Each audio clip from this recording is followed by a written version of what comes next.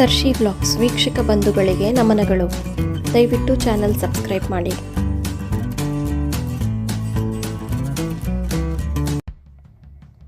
ಆಸೆ ನಮ್ಮನ್ನು ದಾರಿಯಲ್ಲಿ ಮುನ್ನಡೆಸುತ್ತದೆ. ನಮ್ಮ ಹೃದಯದಲ್ಲಿ ಹುಟ್ಟಿದ ಆಸೆ ನಮ್ಮನ್ನು ಕೆಳಗೆ ಇಳಿಸುವುದಿಲ್ಲ. ಅಂತರಂಗದಲ್ಲಿ ಹುದುಗಿರುವ ಆಸೆ ಹೊರಗಿನ ಸಾರ್ಥಕತೆಗೆ ಮುಖ್ಯವಾದ ಕೀಲಿಕೈಯಾಗಿದೆ. ಆಸೆ ಅನೇಕ ಬಾರಿ ಪರಿಣಾಮಕಾರಿ ಪ್ರಯತ್ನಗಳ ಮೂಲ. ಪ್ರತಿ ಸಲವೂ ಪ್ರಯತ್ನ ಪಟ್ಟಾಗ ಮಾತ್ರವೇ ಆಸೆ ಸಾಧಿಸಲು ಸಾಧ್ಯ.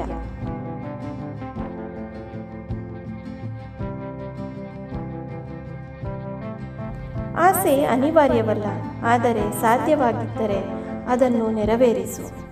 ಆಸೆಯ ಗುರಿ ಅಪಾರವಾಗಿದ್ದರೆ ನಿರಂತರ ಹೋರಾಟ ಅದಕ್ಕೆ ಅಪಾರ ಶಕ್ತಿಯನ್ನು ನೀಡುತ್ತದೆ.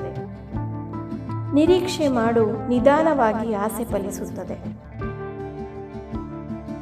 ಆಸೆಗಳೆಂದರೆ ರಥಕ್ಕೆ ಹೂಡಿದ ಕುದುರೆಗಳಂತೆ. ಲಗಾಮ್ ಕೈಯೊಳಗಿದ್ದರೂ ಹಿಡಿತ ಮಾತ್ರ ಮನಸ್ಸಿಗೆ ಸಂಬಂಧಿಸಿತು.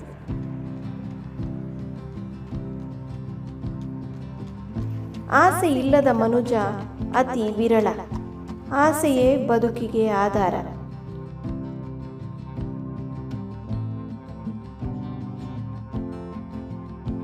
ಅಗತ್ಯಕ್ಕಿಂತ ಹೆಚ್ಚು ಆಸೆ ಪಡುವುದೇ ದುಃಖಕ್ಕೆ ಮುಖ್ಯ ಕಾರಣ. ಇದ್ದುದರಲ್ಲಿಯೇ ತೃಪ್ತಿ ಪಡುವುದನ್ನು ರೂಢಿಸಿಕೊಂಡಾಗ ಸಂತೋಷ ಹೆಚ್ಚುತ್ತದೆ.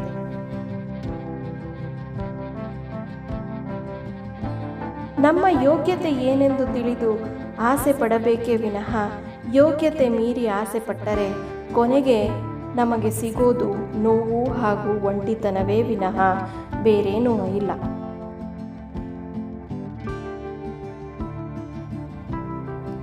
ಆಸೆಯ ಹಂತವನ್ನು ಮೀರಿ ಹೋಗಬೇಕಾದರೆ ನಿರಂತರ ಪ್ರಯತ್ನ ಮಾಡಬೇಕು. ನೀನು ಎಂದೆಂದಿಗೂ ಸೋಲಿಗೆ ಅವಕಾಶ ಕೊಡಬಾರದು. ಸೋಲು ನಿರಾಧಾರವಾದದ್ದು, ಆದರೆ ಜಯ ನಿರಂತರ ಪ್ರಯತ್ನದ ಫಲ. ಆಸೆಯ ಹಿನ್ನೆಲೆಯಲ್ಲಿ ನಿಮ್ಮ ಸಾಧನೆ ಬೆಳೆಯುತ್ತಿದೆ. ಆಸೆಯ ದಾರಿಯಲ್ಲಿ ಮುನ್ನಡೆಯಿರಿ. ನೀವು ಅದನ್ನು ಸಾಧಿಸಬಲ್ಲಿರಿ. ಯಾವಾಗಲೂ ಹೊಸ ಆಸೆಗಳನ್ನು ಹುಟ್ಟಿಸುತ್ತೀರಿ.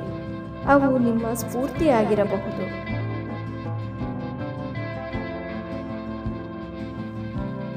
ಜೀವನದಲ್ಲಿ ಯಾವುದೇ ಒಂದು ವಸ್ತುವೇ ಆಗಿರಲಿ, ಯಾವ ಸಂಬಂಧವೇ ಆಗಿರಲಿ, ಯೋಗ್ಯತೆ ಮೀರಿ ಆಸೆ ಪಡಬಾರದು. ಏಕೆಂದರೆ ಅಲ್ಲಿ ಸನ್ಮಾನಕ್ಕಿಂತ ಅವಮಾನಗಳೇ ಜಾಸ್ತಿ ಇರುತ್ತವೆ. ಆಸೆ ಸಾಮಾನ್ಯ. ಸ್ವಾರ್ಥ ದುಃಖಕ್ಕೆ ಕಾರಣ, ಹೋಲಿಕೆ ನೆಮ್ಮದಿ ಭಂಗ.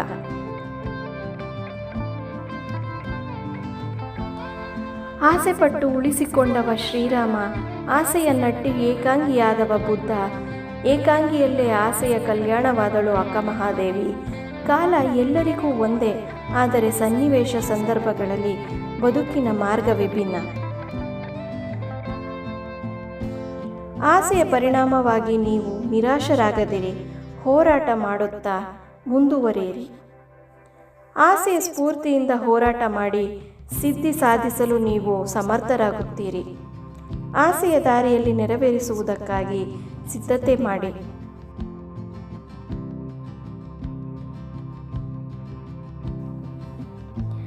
ಮೊದಲು ನಿಮ್ಮ ಮನಸ್ಥಿತಿಯನ್ನು ಬದಲಿಸಿ. ಪರಿಸ್ಥಿತಿ ತಾನಾಗಿಯೇ ಬದಲಾಗುತ್ತದೆ.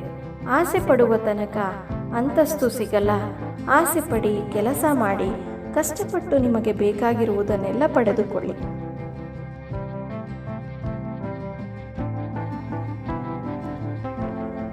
ಪರಿಶ್ರಮಿಸು, ಪ್ರಯತ್ನಿಸು, ಆಸೆ ಸಾಧಿಸು. ನಿರಂತರವಾಗಿ ಸಾಧನೆ ಮಾಡುತ್ತೀರಿ.